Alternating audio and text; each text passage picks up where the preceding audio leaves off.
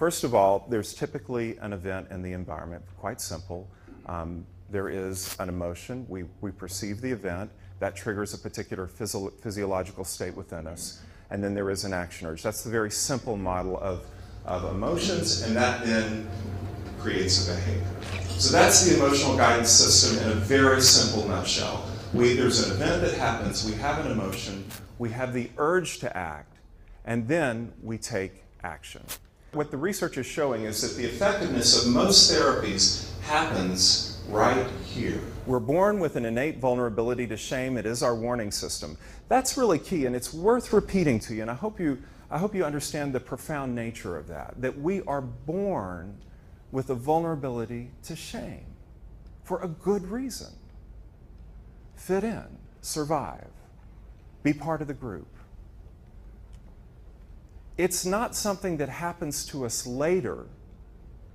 You know, sometimes we think of shame as happening later, after we've hit our bottom, after life has fallen apart for us, after we've done things that we're not proud of, after our life has fallen apart, then shame comes into the picture and we struggle with shame. That's not where it starts. Where shame starts is from birth. It is innate. It is part of that biological warning system saying, pay attention, you've got to survive. If you're going to survive, you've got to attend to your relationships. You've got to fit in. You need others. We are social animals. We are. We are pack animals. It is bred into us that we need other people. We need other people for survival. If you think about the human infant, of all the creatures that on Earth that are born, there are very few that need as much care and are unable to care for themselves as long as a human is.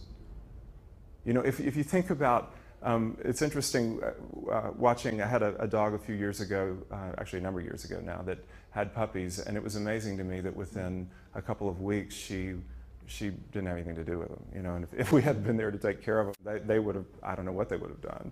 I suppose somehow in the wild they survive, they find a way, somehow they function, but within about a month or two they actually are pretty capable of taking care of themselves, right?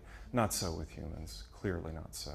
And often we need care going on into our late childhood years and teen years, and for some of us, well, I guess now the trend is now into your 30s. Many are still staying at home and needing care, but we need that. And so shame really is a piece of that. It is a gift in there that tells us we need to fit in and helps us to form those relationships. As children, we have very few effective defenses against shame. And if you think about it, small children, one of the things that can be incredibly wonderful and incredibly annoying is, Daddy, did you see this? Daddy, did you see what I got? You know what I mean? Over and over again. Do you see? I have this. I did this. Did you see what I created? Did you see the picture I drew? Constantly, what is that? What are they looking for? Validation, exactly. They're looking for some way to put at bay the sense of shame that they're feeling. And the only tool most kids have at that point in their development is seeking validation from you to be able to find some relief from the pain of that shame. And so they go through life looking for validation. If you think about going through your elementary and junior high years, for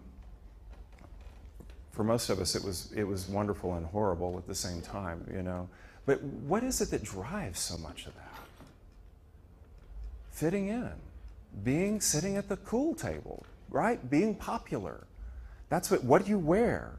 Whenever I work with adolescents, whenever I'm with them, it's interesting. It always kind of takes me back a while, because how important it is, like, where your jeans ride on your hip, you know, and how horrified they are if it's not in the right place.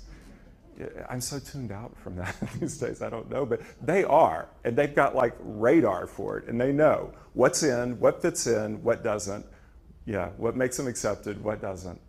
Shame is driving a lot of those early years, and you can see that that's what our kids are doing, is constantly reaching out for some kind of validation that who I am is okay, that I am lovable, reaching outside themselves, which is key, to be able to find a way to handle the shame.